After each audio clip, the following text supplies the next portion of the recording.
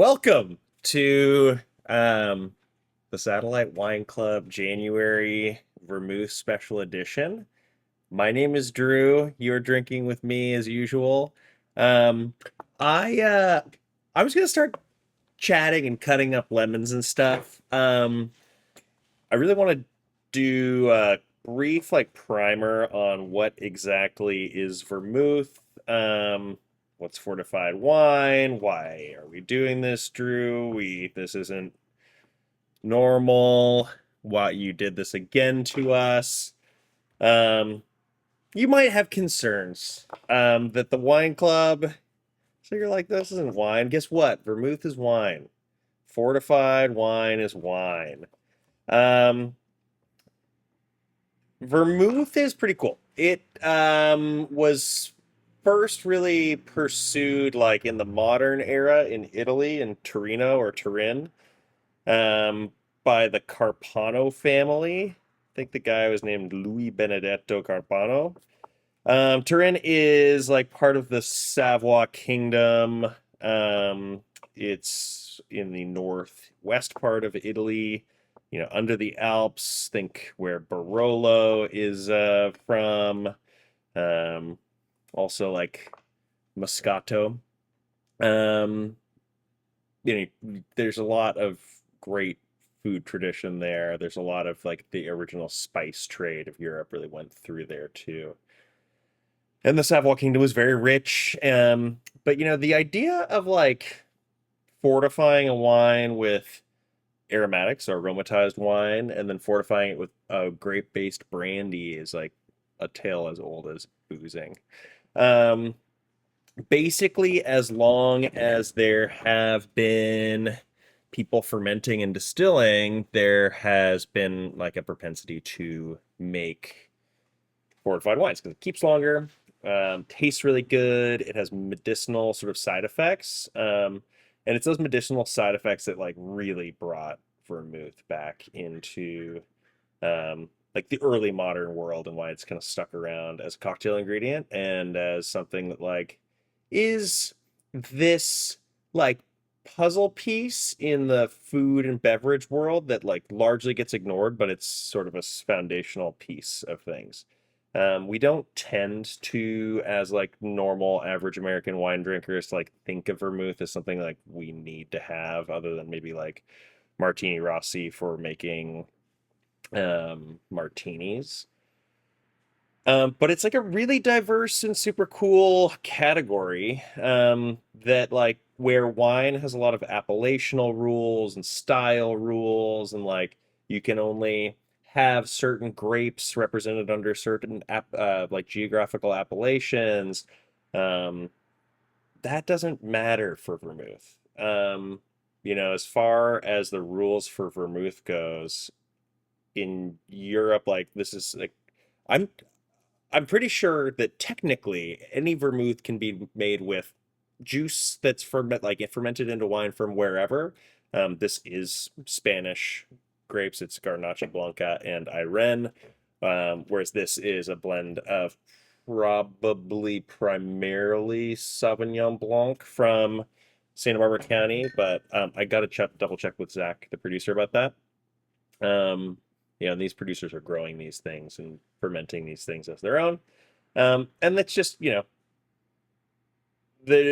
world of vermouth. You can be as bad boy or as good boy as you want. And that's kind of like a fun thing about it is like we come into wine and beverage with like these rulesy type appellational things, but it always doesn't like really doesn't have like a lot of bearing on character or quality. Whereas in vermouth, there's no rules, but the quality is like very apparent on the surface. Not that it's not with wine, but it's like a bad vermouth when you taste it. It gets swirly. It's yucky. Um, but anyways, I guess we'll start with like kind of what these things are. So this is Cueva Nueva. It's from Catalan, so like northeastern Spain. Not far from Barcelona. You've got the Penedès Mountains, you've got the Baja sort of in the south and west below. Um, the Basque countries in the north. It kind of runs out to Rioja, Navarra, central Spain. Like this is this large sort of like what I think of Spanish, real like international Spanish food culture. That's like the home. It's where they have a lisp. It's where they have the beaches of Barcelona.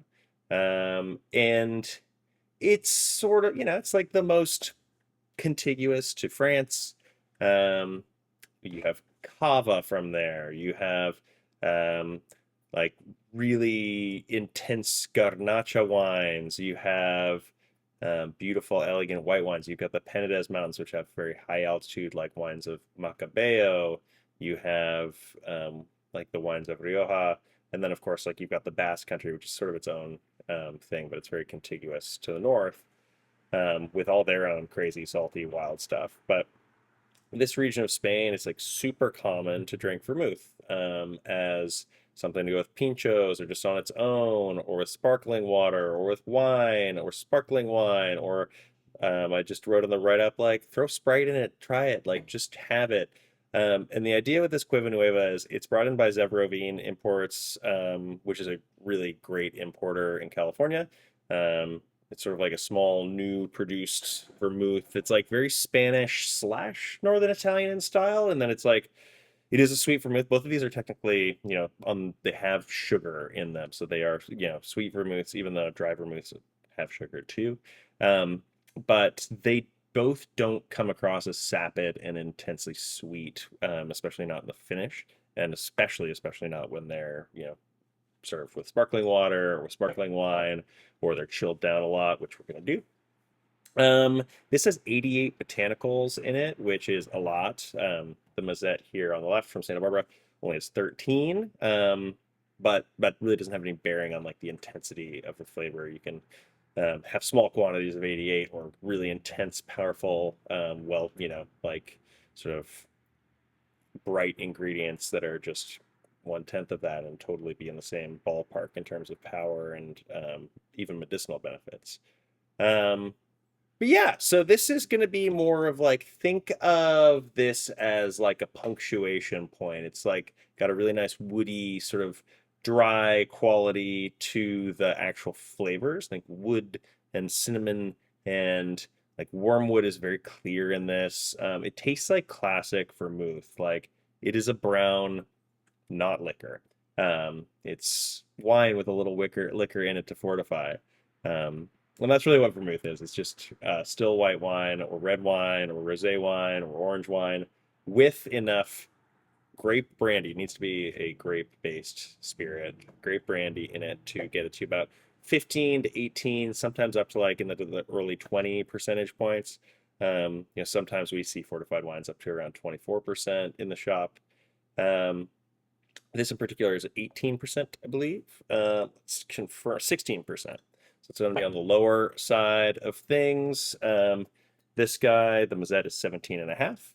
And that's all stylistic choices for the winemakers. There's not really any particular rules about vermouth other than, in order to be a fortified wine, it kind of needs to be in that 15 plus zone, which per volume isn't actually that much addition of brandy. But it definitely stands out as something different.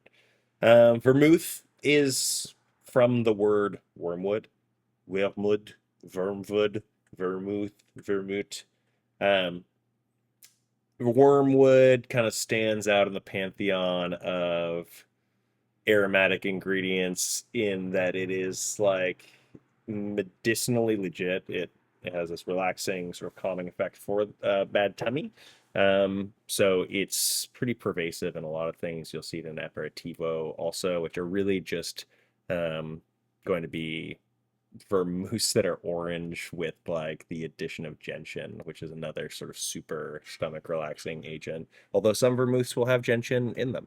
It's just maybe less a star of the show than they are in like what we consider like aperitivi, like Aperol or Campari. But like they're all part of the same family. I really want to taste these, so I'm just gonna start pouring myself a little bit, and we'll like start with just straight, and then we'll add some ice, and then we'll add some like citrus, and then we'll add a little sparkling water. And I just want to kind of like talk about the evolution of these things as we go, and also talk about the Mazette stuff more when we get into it. But first of all, side by side, I've already used this glass a little bit in preparation for this chat today. I wish I had a fabulous helper, like a disembodied hand coming into the side to pour these for me. That would be nice. So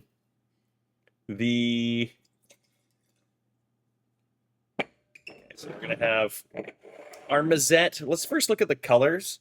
So the Mazette is like this rhubarb strawberry reddish type of color, whereas the Cueva Nueva is this like much more burnt sugar type caramelized color.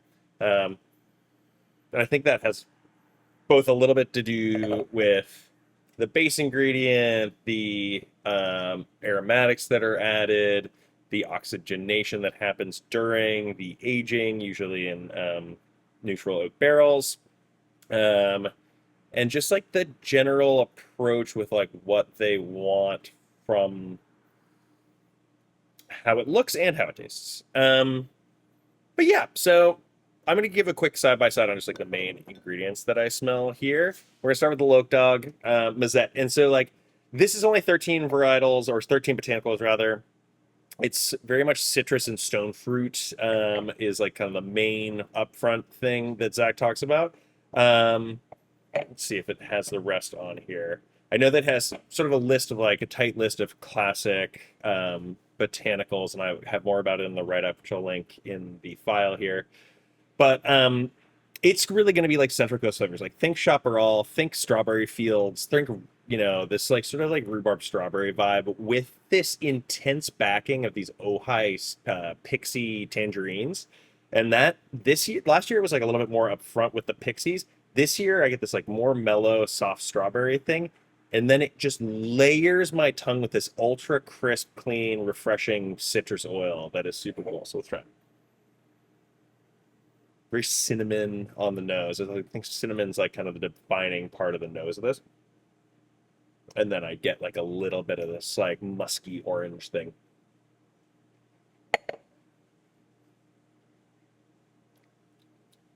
But on the palate, it's like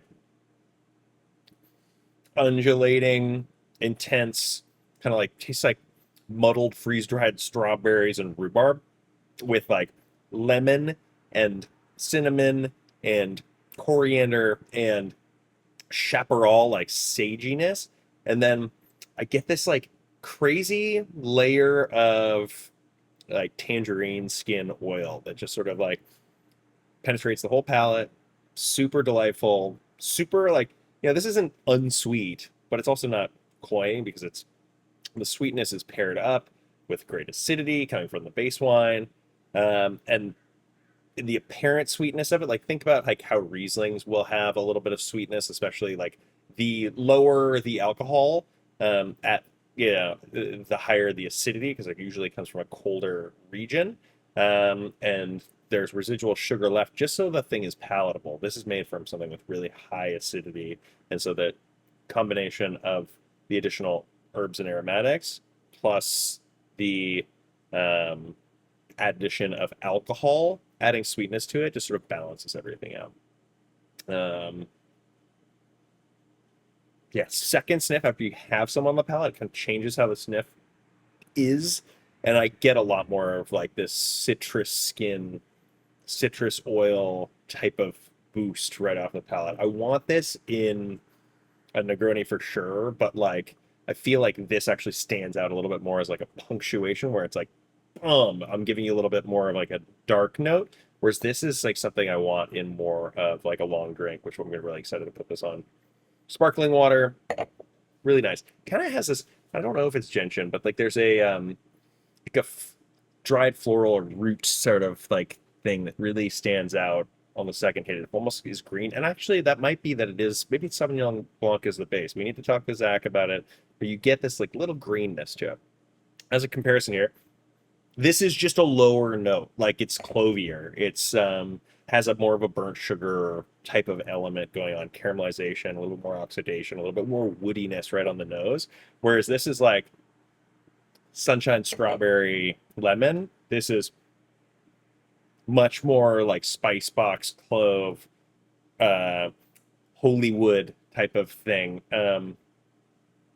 I wrote about how this kind of reminds me of the smell in the early 2010s when I was fresh out of college, living in Santa Monica and Venice, and going to bungalow at the Fairmont on the weekends. And they pump that place. They're filled with like Palo Santo and like other type of like sandalwood, boxwood type of smells. It smells like this. It's like cool uncle's really cool pool house, sexy vibe. It's like it's masculine. It smells dope. It smells like success. Let's try it. Yeah, there's something just like deeply woody. It's not tobacco-y. It's more like botanical woodland dried, not like musky, comp just like decomposing wood, but just something like smells like fancy masculine cologne, but that you want to drink, if that makes any sense. Does have a really nice kind of like burnt lemon skin or like preserved lemon skin, lemon type of thing. Like preserve, we'll go with preserved lemon. It's like that kind of bitter lemon type of thing. It's really inviting though. And this just feels a little bit more like you're in Spain, you're like at a in a plaza in Barcelona. There are people smoking cigarettes. There's like people playing card games. It's hot, but like, it's kind of just this. This feels culturally required. And on its own, it's great. Like this is designed to be drunk on its own, eaten with olives, put olives in it, put lemon in it, have it diluted, have it in a Negroni. Like it's just really classic. Typical Spanish vermouths tend to be like a little bit more louder, prouder, rounder. This is more leaning towards what a Northern Italian vermouth is for me, which is a little bit more like on the less sweet side. Obviously, although it's plenty sweet, but it's more like feels like it's coming from an older tradition. It's not meant to be like big flavors. It's meant to be more of like deep, serious, medicinal sort of character to it that also is just it happens to be delicious.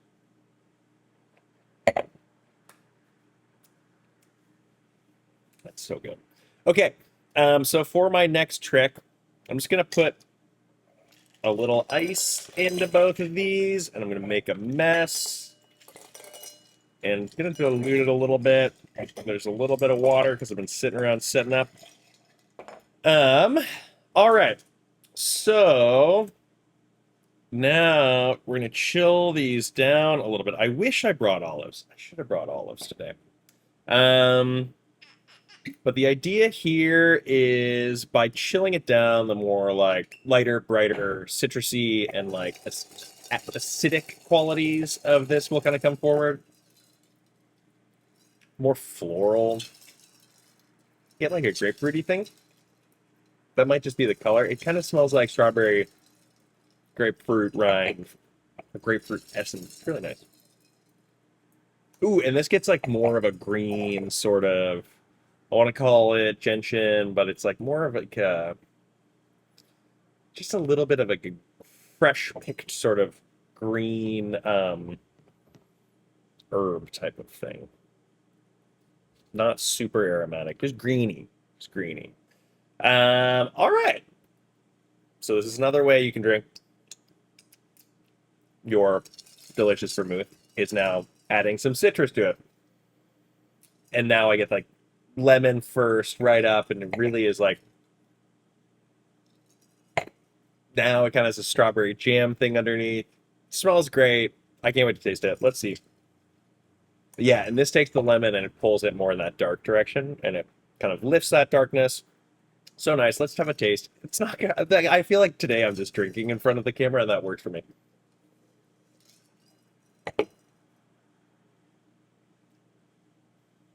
It's so good. It's like if gummy bears had all truly like natural and aromatic flavors, that's more the vibe now. It's like has all of the elements, but it's more like a bitter tangerine grapefruit rind sort of infused cherry gummy bear. And that's bomb. All right, there's chilled lemon and Cueva Nueva. Oh, it's totally different. That's tight. Yeah, it's less like loudly woody, although that frames it really nicely. It is much more about like the lemon and a kiss of clove and a little bit of this like more green type of like fresh picked herb.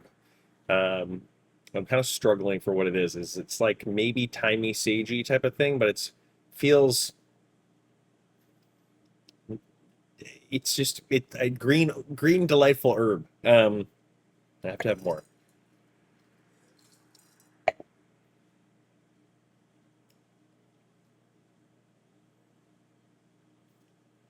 I just like it, okay? It just tastes good. Okay. I don't want to dump this out. We're gonna keep building. We're just gonna put more in and pair it up with a little bit of sparkling. And you'll notice the important thing to think about here is not measuring anything at all. Don't measure. Unless you're like making a real cocktail, we're just like whatever, man. Like we're just pour it a taste, have a good time. Have some friends over, put some olives in it, slice up some orange, some lemon, get some sparkling water, throw some sparkling wine in it. I don't know, is that 1 to 1 ish? Sure. Um, Here's another little fun thing. I picked all these from my garden today. So we're just gonna take a little orange, just toss that in too,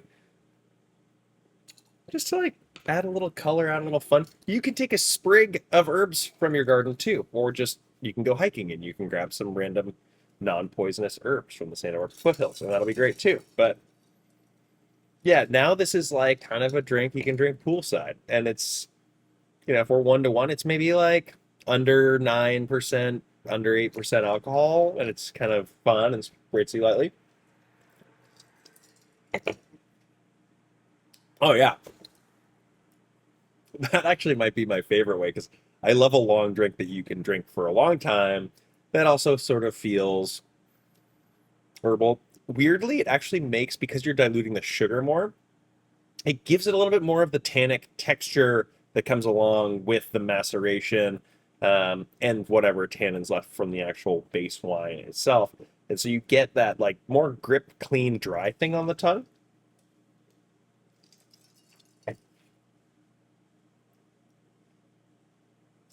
And it's even more delicious natural gummy bear than before. It's kind of like, if getting away from the gummy bear analogy, it tastes like take fresh like Harry's berries, strawberries, and freeze dry them, but also maybe they've been mutated to like be like they're it's rhubarb pie made from Harry's berries and really good rhubarb. That's then like the essence is reduced and freeze dried, and it just feels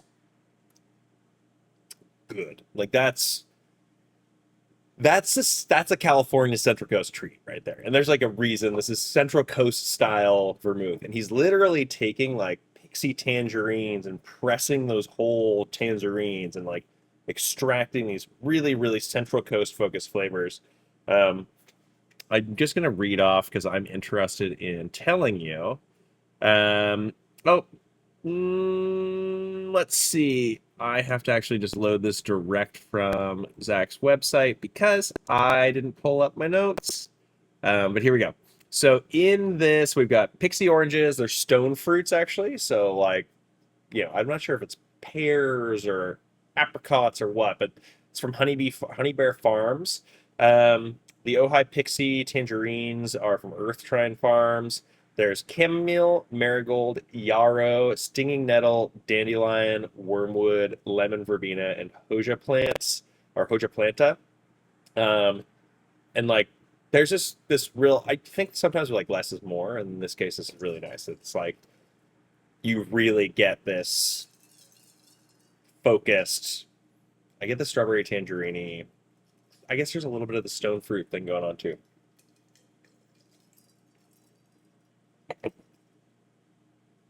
Super bomb. Really inviting, really fresh, really like tastes like springtime. Um, and yeah, that's why we chose it for a second round in our wine club because it's just easy to like and it plays so flexibly. And Zach is. I haven't spoken about this. I wrote about it a little bit, but Zach is like a real true farmer. He kind of arrived in Santa Barbara like out of nowhere. He had formerly worked like at some breweries in Mammoth and in Reno, and he's super comfortable with like the world outside of winemaking, but in a brewery sort of setting, which is like plays really well with the vermouth production world. But also he's like a super hands in the soil regenerative farmer, posts sick tractor vids, is like always concerned about making vineyards better, and I really appreciate that approach. And he's also super because he was a wine rep. He's super aware of like what the market will bear, so he's not making wines that we can't afford. Zach's making wines that are really geared towards being wines you can drink from Santa Barbara County, which is not always the case, even for people like kind of in the same field as him. I mean, everybody deserves to get paid for their work, and Zach is doing us a big favor by making it affordable for everybody. So, um, this wine is sick. Okay, now this guy diluted sparkling water, a little spritziness. I wish I had an olive because now it's like super citrusy and clovey. Also, lots of tannin comes back on this thing when you dilute it and get the sugar kind of diluted out of the way.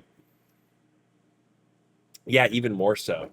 Um, but yeah, having like even olive brine and olives in this would be sick. And I also want to say, like, if you want to do a really great cocktail that's kind of low ABV but still incredibly bright in flavor, take some Fino, or even better is Manzanilla sherry, and 50-50 just stir it up with your vermouth. And the dry Manzanilla sherry is going to add like that briny saltiness and paired up with this like sweet, dark, kind of more wooded tone. It's like a match made in heaven. I would do it with this too. Um, Maybe a little bit less of the Manzanilla because this has like a little bit more delicate flavors, but incredibly great combo. And you can toss, I would lean more lemon just because it works better with sort of like the flavors of Manzanilla and Fino. So, anyways, all of this is to say that these are great products, and I'm very proud to have them in the wine club. There's really no rules, as I mentioned. Like this is wine fortified, and it's like in the context of fortified wine, it's about why we fortify wine because we want it to last. Why do we want it to last? Because we want to have a little bit every day. This has a swing cap, which is both functional and fun, easy to lie down in your fridge. We do recommend refrigerating these after opening, but they'll last for about 3 to 4 weeks. Um, Same thing here. Easy to remove cork. You can lie it down, but I don't trust these corks as much as I trust that guy when it's locked. When that's locked in, that's locked in. But yeah, I love using specifically this bottle as like a water vessel afterwards because it's really cool. It's just like the great design. They've done a really good job with the labeling and branding. But, really it is all about the inside, and damn, it's good inside. So I'm going to drink the rest of these. But while I do that, I'm just going to tell you, I wanted to bring up a couple things for the wine club. First of all, wine club members, thank you. We are almost at 100 members. It drives me crazy. we have been fighting this like good fight to try and get our wine club, um, growing. Like we really hit a huge stride during COVID, and then we saw people kind of retreat again after everybody kind of got their fix of being back out in the world. So we're sitting at like 98, 99 members. We had a bunch of people join last month with our sort of 3 month join special, and I just hope you enjoy it and are getting something out of it and are coming to the restaurant and letting me know if you want me to ship you your wines or deliver them. Again, we deliver for free or ship for free every third month. So like quarterly, if you want a delivery of 6 wines or a shipment of 6 wines, that is your wine club right. Also wanted to tell you that another wine club right is you get one free entry to any of our wine tastings that are here at the factory. That is where I am right now. The first one will be on the first Wednesday. I think it's the 4th of March with Culture Wine Company, and super rad. Culture is a fully focused natural South African importer. Peter, the owner, is such a cool guy. He's so into South African wines and has chosen these wines that like are just barely making enough wine to sell outside of South Africa. But they're such good representations of what's sort of the new generation of South African wines. Like this is not your big production sort of whatever cheap wine from South Africa that you'll see less and less in the US, but you'll see like a lot in places like the UK. These are producers that are maybe making 100 bottle or 100 cases of some of these wines, and we're getting like maybe a pallet worth, maybe half their production, maybe a quarter of their production. Maybe he's just mixing in 10 cases on these orders. So frustratingly, we don't get to have them for long periods of time. We don't get to have huge volumes of them, but they're really special and they're representing what the best of South Africa is. So put on your schedules 4 p.m. to 7 p.m. I think it's Wednesday, March 4th. Free entry for one wine club member, and then bring your friends. It's just $10 a person. I'll have popcorn, and it's rad. And Peter and Paige will be there. Additionally, I wanted to tell you that the Natural Coast Wine Festival is on April 25th. We're pre-sailing tickets right now. Wine club members are able to use their discount, which I'll send out an email giving you a code for your wine club 10% off. And we're doing a pre-sale right now where tickets are normally $65.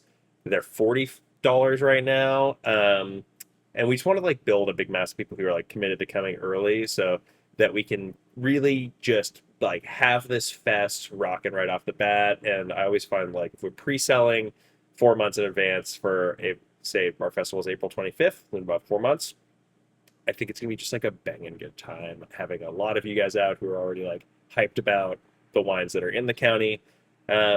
So check out naturalcoastwinefest.com. We're also looking for volunteers.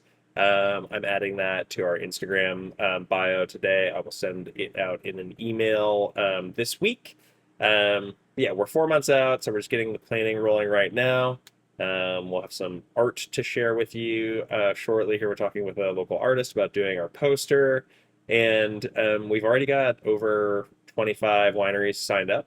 So roughly, we're approaching like half of the wineries will have registered. Last year, we had 56 or 57. So I'm super pumped. We'd love to have you if you want to volunteer. It's like 5 hour shift. It's like 10 to 3 or 2 to 7. So you get 2 hours, usually like 2 or 3 hours, to tour around, visit all the wineries for free, get a piece of swag, get a free poster, maybe a bottle of wine if we're feeling like fun, which we're usually feeling fun. And yeah, it's a really just like joyful day that we get to share with the industry locally. And Satellite is one of the very few spots I'm very proud of this, like in California, that really is focused on a segment within a geographical area. We carry wines from all over California and all over the world, but like I am buying these wines in the context of the local wines. Like Mazette is a great local representation of Vermouth, and I think that this is a great global representation of Vermouth, and together there's about context there. And when you get all these people together who are doing wine in a, at very least, organic and naturally fermented and like uneffed with style. It's so beautiful to see them. They don't get to see each other all the time, so they get to interact and like have their own party. Then we get to share that sort of joy and that experience and get it all in context of one another. It's so rare to get so many small producers side by side by side by side to contextually digest like what exactly is it that we're doing here. Oh, we're doing this. We're making wine this way because it's both great for our region and it's great for the quality of the wine. And part of it being great for our region is to this festival supports the White Buffalo Land Trust, which have been our partners for the last 4 years. And we love their mission of like increasing the biodiversity and the sustainability of great agriculture in the Central Coast. So I think I just hit about a half an hour or so. This is a long chat about vermouth. Thank you for drinking with me. These are getting watered down, so I have to drink them quickly. Yeah, keep tuning in. I appreciate you taking the time to like just sit with me. I'm trying to get these out, towards the first half of the month. Didn't this month, but I'm doing my best here, and I'm just so grateful for our wine club members. And don't forget, if you do have friends out of town, out of Santa Barbara, if you are out of Santa Barbara, um, we ship for free every quarter. And if you want, join the wine club and let me know, and we'll send you the last 2 months with the current month and get you started right away. Um, yeah, we can do it all sorts of ways. So if you're interested in what we're doing, it's $75 a month plus tax, $82, something like that. And yeah, it's very rare to get included shipping anywhere in the U.S. And if you send 6 bottles or more, I'll send you free shipping anytime you want to buy from the shop. So um, rare, rare, rare. Cool, cool, cool. Thank you so much for watching. I'm going to stop this recording now, and I'm going to drink my vermouth, and then I'm going to go home and go bed. Thank you. Bye.